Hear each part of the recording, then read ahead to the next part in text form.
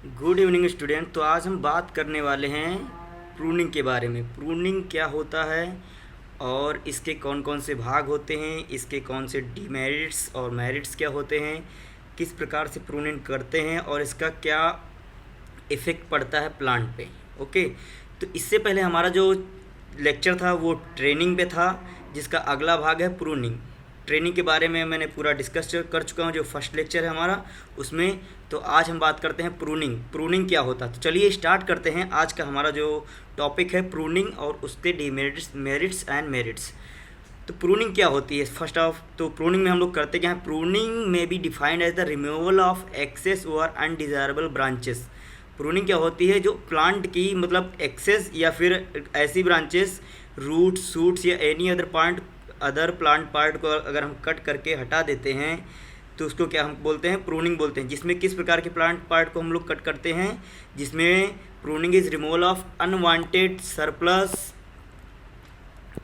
Surplus annual growth, या फिर dead या फिर डिजीज्ड या फिर ड्राइड या फिर ब्रोकन ब्रांचेस को हटाना क्या कहलाता है, प्रूनिंग के अंतर्गत आता है। ब्रोकन ब्रांचेस को हटाना प्रूनिंग कहलाता है। ओके, तो इसकी सिंपल सी परिभाषा है, pruning is the removal of unwanted surplus annual growth, dead, diseased और dried and broken branches of the plant is called as pruning. ये प्रूनिंग होता है। नेक्स्ट हमारा क्या है, प्रूनिंग रीज़न क्या होता है, प्रूनिंग के रीजंस कौन कौन से होते हैं, क्यों हम लोग प्रूनिंग करते हैं। तो इसका जो हमारा रीजन होता है क्या होता है, मेनली क्या होता है कि डिजीज प्लांट को हटाना। इसमें हम लोग पढ़ते हैं क्या, eventually the plant is making a selection and eliminating the unless branches, but the process of selection and elimination is a slow one till the elimination the useless branches also draw some nutrients which is waste of the tree ultimately।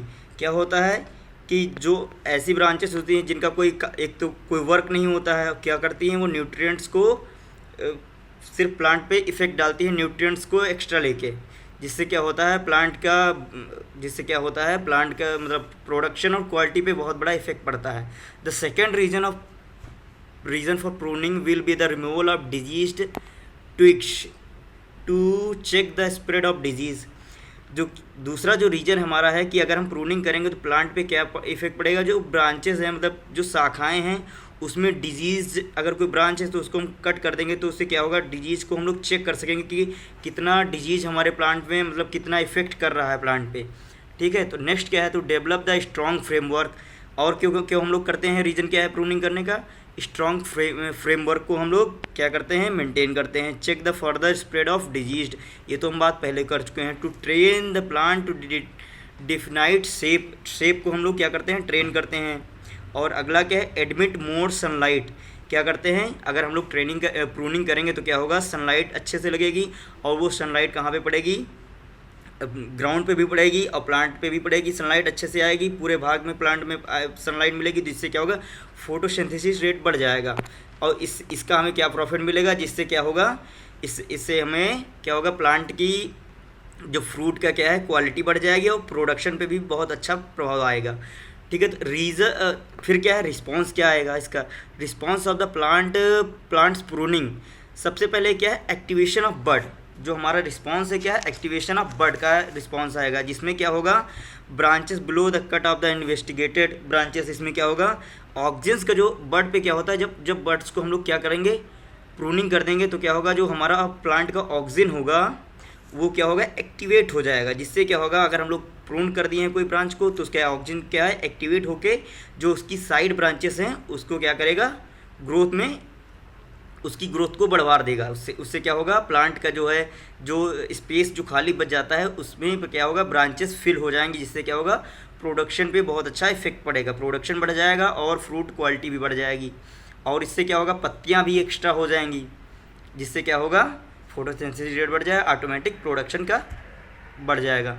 फिर दूसरा response क्या है, दूसरा response है dwarfing response. Second जो हमारा क्या है, डॉर्फिंग रिस्पॉन्स है।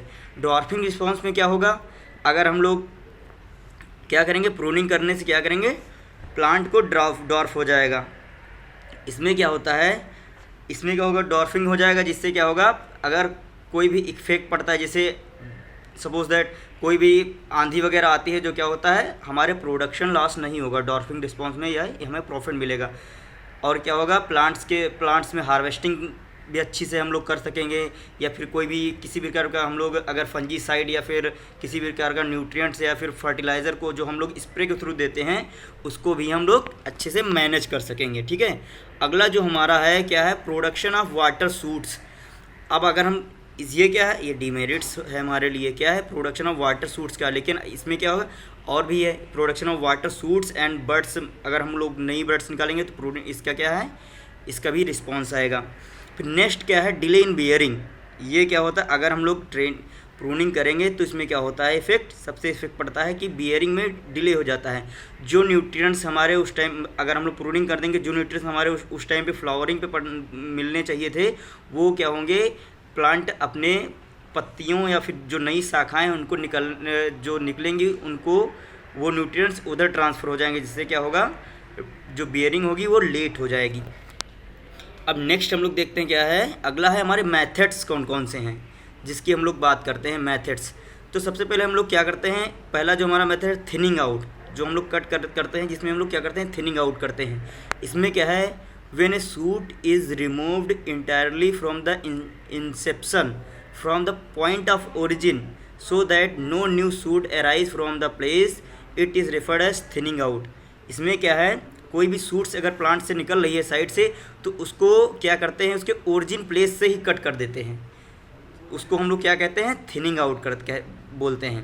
उसको क्या बोलते हैं, थिनिंग आउट। उसके जहाँ से कोई भी अगर शाखा निकल रही है उसको वहीं से कट कर देना, बिल्कुल उसके जस्ट ओरिजिन पॉइंट से, तो उसको क्या बोलते हैं, थिनिंग आउट कहलाते हैं। नेक्स्ट हमारा जो है क्या है, ये ट्रिमिंग है। ट्रिमिंग क्या होता है, ट्रिमिंग क्या होता है हमारा, ट्रिमिंग होता है cutting the growth of the twigs to a predominant level as in the case of fence edge and edges. Trimming क्या होता है, अगर हम लोग फेंस एज या हेज देखते हैं तो क्या होता है, उसमें पहले से ही डिसाइड होता है कि हमें कितना, मतलब फेंसिंग कितना ऊंचाई पे करनी है, तो उसको हम लोग ट्रिमिंग करके पूरी पत्तियां और शाखाएं सब कुछ हटा देते हैं और उसको क्या बाउंड्री शेप दे देते हैं। या फिर कोई भी पंछी अगर हेज एज में अगर हम बात करेंगे तो क्या होगा, एक पर्टिकुलर आकार के लिए हम लोग उसको प्लांट को लगाते हैं। ठीक है, तो क्या होगा, इसको हम लोग बोलते हैं ट्रिमिंग, जिसमें क्या होता है प्लांट को आकार देना, उसके किसी भी भाग को कट करके एक पर्टिकुलर आकार देना, क्या ट्रिमिंग के अंतर्गत आता है। नेक्स्ट हमारा क्या है, नेक्स्ट है हेडिंग बैक। हेडिंग बैक क्या होता है, when the branches grow tall and vigorously without producing flower these shoots are headed back when a branch is cut almost the base leaving a few inches of stump carrying few bud, it is referred as heading back। क्या होता है, तो heading back क्या होता है, इसमें क्या होता है, इसमें क्या होता है, हम ऐसी ब्रांच को कट करते हैं जिसमें क्या होता है, कोई विदाउट प्रोडक्शन होता है, मतलब कोई किसी भी प्रकार का प्रोडक्शन नहीं होता है, फ्लावरिंग वगैरह नहीं होती है, तो उसको हम लोग क्या कर देते हैं, ऊपर से हेडिंग बैक कर देंगे। इससे क्या होगा, these buds left on the stump will give rise to shoots which are important to the tree either bearing spur bearers निकल आएंगे, बियरिंग फ्लावर बर्ड्स क्या होंगे, साइड जो लेटरल ब्रांचेस होंगी उसमें क्या होगा, फ्लावरिंग होने लगेगी, बर्ड्स निकल आएंगी।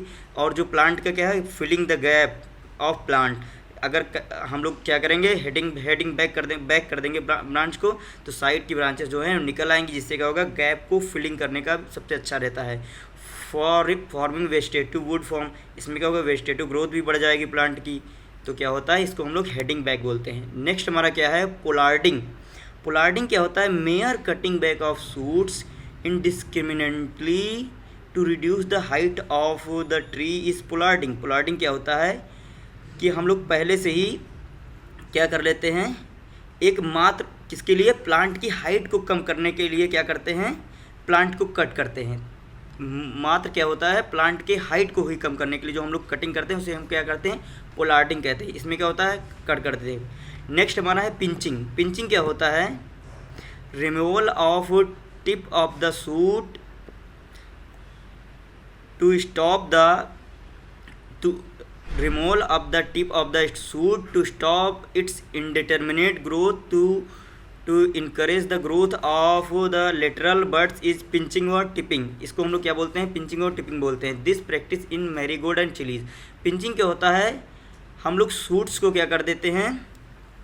पिंच कर देते हैं। जो ऊपर की ब्रांचेस होती हैं छोटी छोटी, उनको क्या हम लोग कर देते हैं? पिंच कर देते हैं। जैसे हम लोग क्या करते हैं, जब कोई भी सीडलिंग ट्रांसप्लांटिंग करते हैं, जिसमें मैरीगोल्ड या फिर चिली में सीडलिंग ट्रांसप्लांटिंग करते हैं, तो उसकी जो इनडिटर्मिनेट ग्रोथ को कम करने के लिए क्या कर देते हैं? ऊपर की जो मेन शूट्स होती है उसको हम लोग पिंच कर देते हैं। तो इससे क्या होता है, जो इनडिटर्मिनेट प्लांट होते हैं उसमें क्या हो जाता है? डिटर्मिनेट एक तरीके से चेंज हो जाता है, जिससे क्या होता है, उसकी जो ग्रोथ है वो रुक जाती है और प्रोडक्शन एक लिमिटेड तक होता है। ठीक है, तो इसको हम क्या बोलते हैं? पिंचिंग बोलते हैं। नेक्स्ट हमारा है डिसबडिंग या फिर निपिंग या फिर रबिंग। डिसबडिंग में क्या होता है? हम लोग ब्रांच को ना कट करके बड को ही क्या कर देते हैं? रब कर देते हैं, या फिर क्या कर देते हैं? किसी चीज़ से उसको कट कर देते हैं, जिससे क्या होता है? हमारी कोई ब्रांच नहीं निकलती है। तो क्या होता है? निपिंग और rubbing of young birds preventing a chance of their sprouting is disbudding when the bud arise wrong place। क्यों करते हैं? अगर बड कहाँ से निकलती है? गलत जगह से निकल रही है, तो उसको क्या कर देंगे? रब कर देंगे, जिससे वो ख़त्म हो जाएगी। और वहाँ पे क्या होगा? जो जहाँ पे हमको ज़रूरत होगी वहाँ पे उन ब्रांचों को रखेंगे, बाकी ब्रांचों को हम लोग रब करके डिसबडिंग कर देंगे। नेक्स्ट हमारा क्या है? अगला पॉइंट क्या है? D blossoming. डी ब्लॉसमिंग क्या होता है? Removal of surplus flower to enable the tree to produce crop regularly year after year is called blossoming. इसमें क्या होता है? This practice is alternate bearing like mango and apple. Deblossoming क्या होता है? जब हम लोग प्रोडक्शन लेते हैं, अगर कोई भी मतलब प्रोडक्शन के लिए फ्लावरिंग हो रही है, तो हमें उतने ही फ्लावर रखने हैं जितना कि हमें मतलब हमारा प्लांट कैरी कर सके फ्रूट्स को। बाकी के जो हमारे जो फ्लावर्स हैं उनको हम क्या कर देंगे? प्लांट से हटा देंगे, जिससे क्या होगा? हमारे जो नेक्स्ट ईयर में जो फ्लावरिंग होगी, जो मतलब अल्टरनेट प्लांट बियरिंग होते हैं वो नेक्स्ट ईयर भी फ्लावरिंग करेंगे, एक लिमिटेड तक करेंगे। ओके, तो क्या होता है? इसको डी ब्लॉसमिंग हम लोग बोलते हैं। अगला हमारा क्या है? अगला सीजन ऑफ प्रूनिंग। कौन कौन से सीज़न होते हैं प्रूनिंग करने के लिए? सबसे पहले क्या होता है? अगर इसमें देखते हैं, it depends on type of would. किस पे डिपेंड करता है? वुड टाइप पे करता है, टाइप ऑफ प्लांट स्पीसीज पे करता है, time of flower bud formation भी करता है।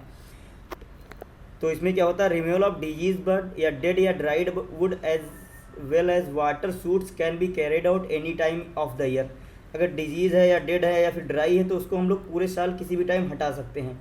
लेकिन अगर हमारा प्लांट हेल्दी है और फ्रूटिंग है तो उस टाइम पे हमें क्या प्रूनिंग नहीं करनी चाहिए। प्रूनिंग कब करनी चाहिए? Pruning of healthy branches should not be done when the trees are flowering or fruiting, since the resulting disturbance lead to loss of blossom of fruits।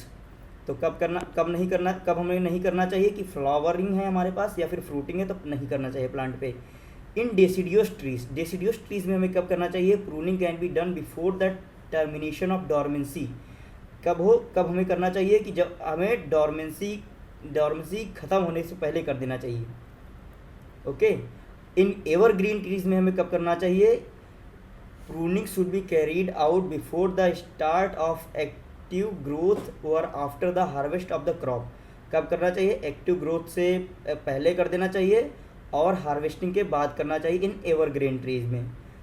Summer pruning of डेसिडियोस में, इसमें कब करते हैं? डेसिडियोस ट्रीज में करते हैं, समर प्रूनिंग करते हैं। Also pruning is evergreen in the active growth season delayed for the formation of flower buds by prolonging vegetative growth. जो हमारा नेक्स्ट टॉपिक क्या है? Pruning and manuring. अगला पॉइंट क्या है हमारा? Pruning and manuring. प्रूनिंग से हमें मतलब प्लांट पे क्या इफेक्ट पड़ता है और मैन्योरिंग क्यों जरूरी होती है? The sudden investigation of number of birds due to pruning make a demand of the foods resources of the tree.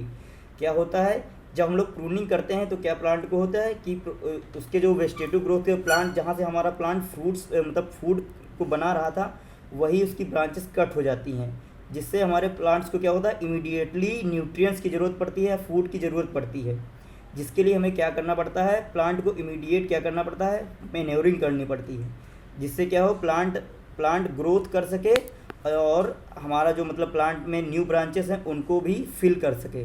इसीलिए हम क्या करते हैं? मैन्योरिंग करते हैं। अगला हमारा पॉइंट है केयर ऑफ प्रून्ड वुंड्स, हमें प्रून्ड वुंड्स को किस प्रकार से केयर करना चाहिए, क्या होता है। Pruning leaves wounds and cuts which should be protected, avoid the excess disease pathogens, insects या फिर किसी भी प्रकार का हमारे पास में इंसेक्ट के थ्रू वायरस वगैरह कुछ भी अगर प्लांट पे इफेक्ट कर जाएगा तो जिससे क्या होगा प्लांट हमारा डिजीज्ड हो जाएगा प्रूनिंग करने के बाद में। तो इसके लिए हमें क्या सबसे अच्छा रहता है, कोई इस पर डिसइंफेक्शंस जो हम लोग अप्लाई करें जिससे प्लांट को प्रोटेक्ट कर सकें। तो इस पर हम लोग क्या प्रयोग करते हैं, इस पर हम लोग करते हैं बोर्डॉक्स पेस्ट या फिर ब्लीटॉक्स पेस्ट।